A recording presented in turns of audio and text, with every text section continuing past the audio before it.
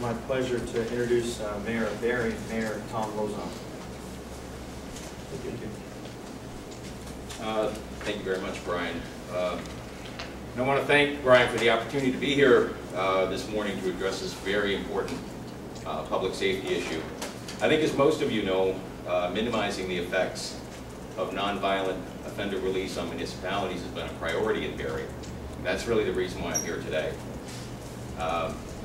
I've got very deep concerns about the prudence of the Shumlin plan on many levels, and I'll try to be brief, and I'll speak briefly this morning to a few of my concerns. Basically, what Mr. Shumlin is proposing is a $40 million cut to the Department of Corrections budget and the release of approximately 800 nonviolent offenders. At best, this represents a 29% reduction in the $138 million corrections budget.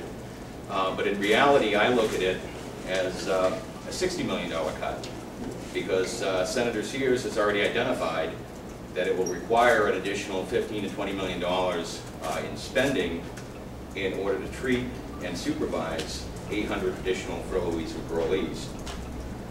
So at either level,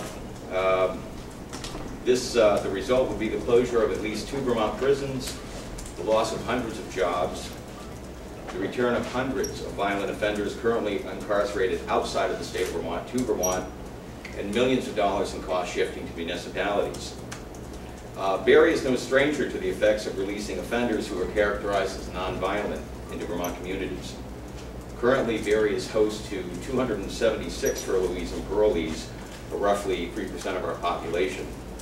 Putney, like a lot of rural areas, is host to 22 furloughees and parolees, and they are less than 1% of their population and far below the statewide average.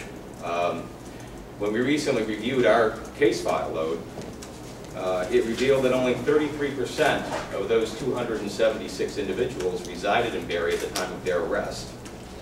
67% have been placed in Barre to enable access to services or more efficient supervision. And our situation isn't unique. Communities like Newport, St. Albans, Bennington, Winooski, and Rutland share very similar statistics.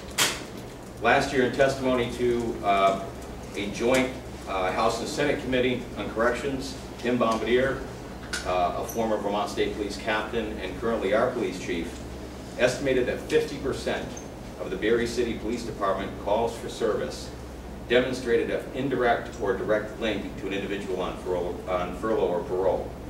In short, 50% of our officers' time or our police department resources are spent responding to calls involving individuals who have been considered fit for release.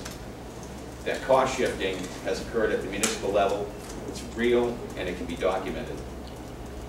I think what concerns me most is the characterization of certain people as nonviolent. In 2004, the Department of Justice issued a fact sheet profiling nonviolent offenders exiting state prisons.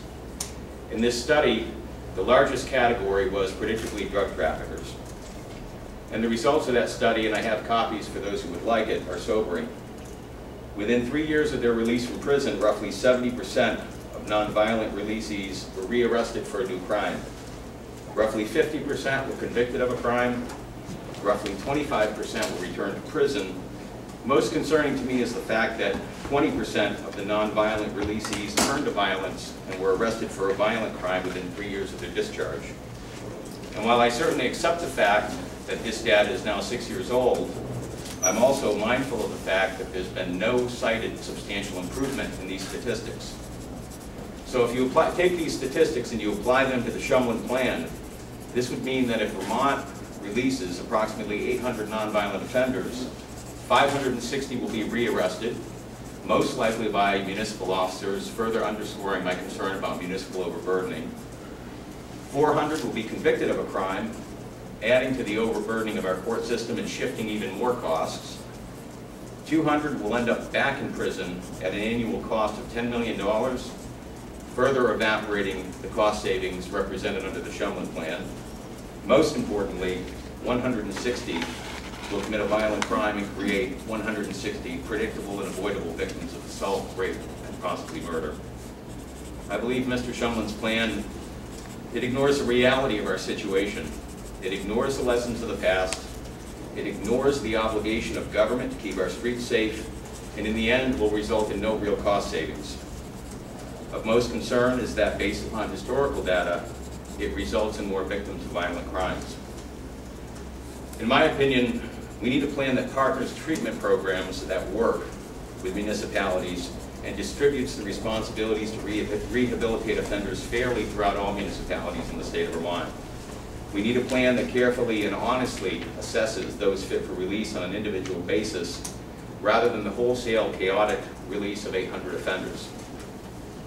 Last year, Representative Paul Poirier introduced a bill in the House that would have redistributed the responsibility of hosting furloughs and parolees to all municipalities throughout the state, and would identify and implement rehabilitation programs that are working.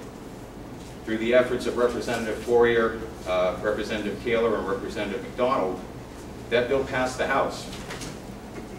Mr. Poirier did not even receive the courtesy of committee hearing of the Senate Judiciary Committee. My personal phone calls to Mr. Shumlin went unanswered.